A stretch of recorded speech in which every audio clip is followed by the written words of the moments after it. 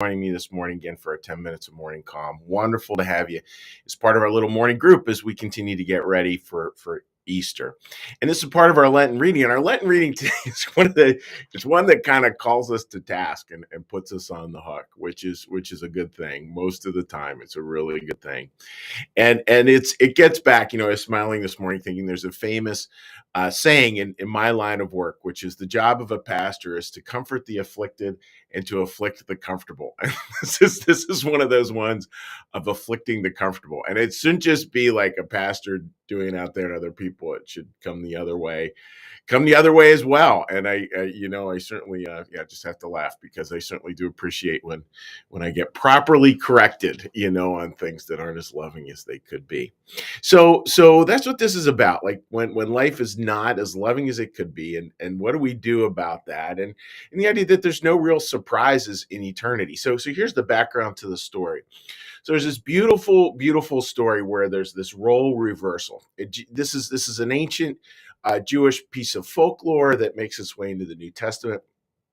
And the piece of folklore is this: is there was a rich man and a poor man, and you can think about somebody who thinks they have it all and got it all figured out. A poor person, somebody who's very much has a lot of needs, and they die, they go to heaven, they go to the next life, and the rich man finds himself in hell.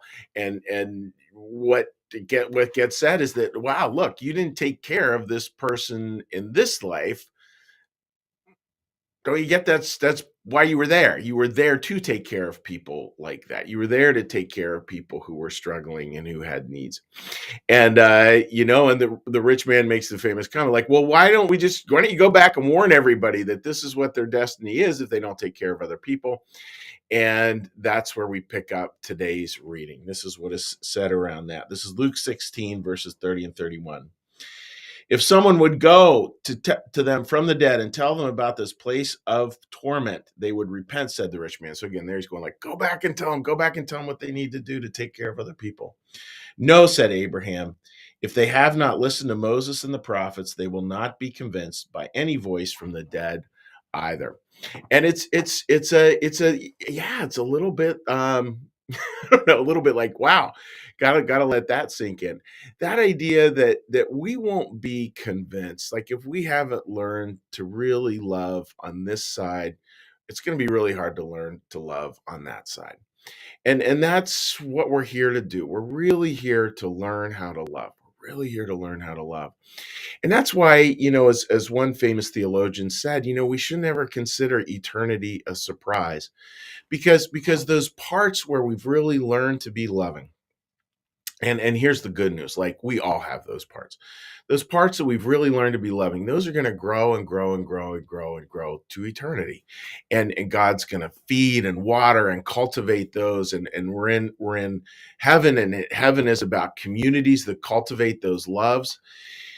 And then on the other hand, those parts where we haven't been loving, those places are going to feel like torment, and you think about it, folks, those places where we feel unable to express a love, where we feel unloving or unloved, it feels awful. I mean, that can literally, even just saying that, it just feels like hell. And within that, right, is this idea, that we need to really be clear about really learning how to love on this side of things. Like here we are in life right now.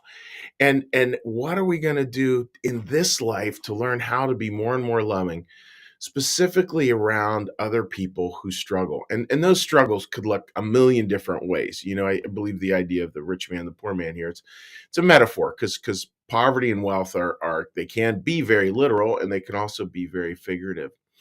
So what does it look like to really be a loving person? I think about folks, that book a few years ago, The Five People You Meet in Heaven. I think that was the name of the book.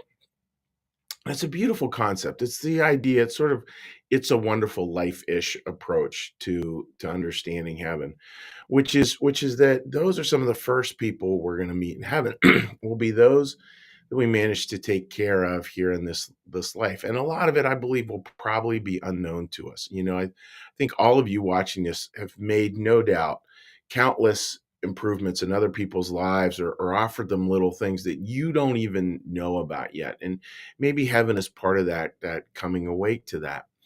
And even yesterday, meeting with a wonderful wonderful couple, and yesterday afternoon, and we were talking about that idea, and there was somebody who he had really helped out a lot in his life, and sadly this person had eventually passed. But I do believe those are the kind of people we meet. And and in that sense, I don't think eternity is going to be a surprise. I think those areas where we just find ourselves unable to love and really struggle with both being unloving and being unloved, and all that, I think those areas will get clear, and I don't think any of it will really surprise us a whole lot. And those areas where we have managed to sort of plant some seeds of deep love, that won't be a surprise to us either. It'll be like, "Oh yeah, I really knew that." It'll put words to it, it'll put language to it, it'll put a form of useful service in front of it. It'll do all that. So in that sense, eternity is not a surprise. So what's the takeaway for today? Would be it's pretty simple. Would be just live eternity now. Live eternity now. You know very deeply what that loving path is for you. And I love the line in the Gospel of John where Jesus talks about, "Behold, my Father's house are many mansions or many rooms," and goes on to talk about joy. And then he has this line, which is so preachable. He says, you know the way." And that's what I'd ask of all of us. Like live eternity now, and trust that you really do know the way, and just figure out the way to live it. Like that's simple. Of course, some of it will feel challenging, some of it will feel sacrificial. And as I remind people all the time, the word sacrificial means to make sacred. What we sacrifice for, we make sacred. So think about that. Notice those areas where you're just not loving. I mean, just that simple, where you're somehow seeing yourself as better than, or higher than, or more gifted than, and essentially stop it. To use Bob Newhart, the famous clip from Bob Newhart. Stop it. Stop doing it. Don't do that today. At least for today, try not to do it. And instead try to find the most loving, patient place you can. And notice that place needs to be realized in service, needs to be realized in reaching out, helping other people. So that's the message today. It's a pretty generic message, but I think pretty profound, and it was fun, getting ready for it, just thinking, yeah, always a good reminder, always a good reminder, always a good reminder. So with that, friends, what we're going to do now is we're going to do a little meditation, followed by a little prayer, followed by a little blessing, and then we'll have a little conversation. So with that, friends, let's get a little breath.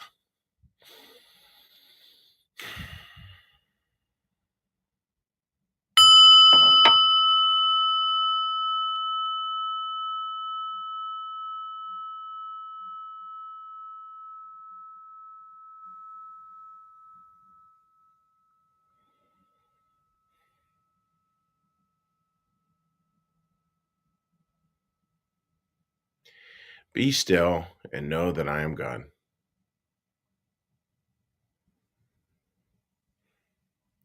Be still and know that I am.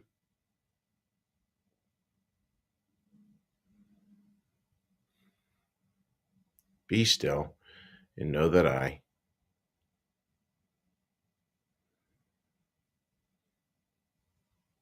Be still and know.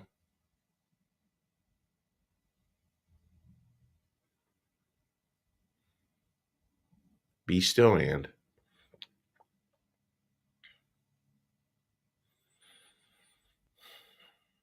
Be still.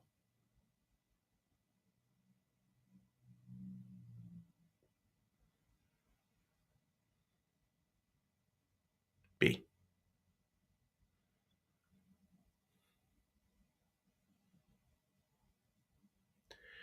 Our Father, who art in the heavens, hallowed be thy name. Thy kingdom come, thy will be done, as in heaven, so upon the earth. Give us this day our daily bread, and forgive us our debts, as we also forgive our debtors.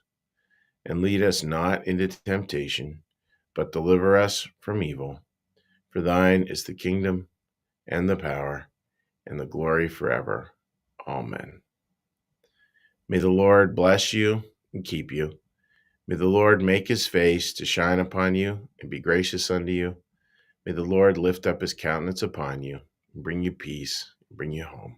Amen. All right, friends.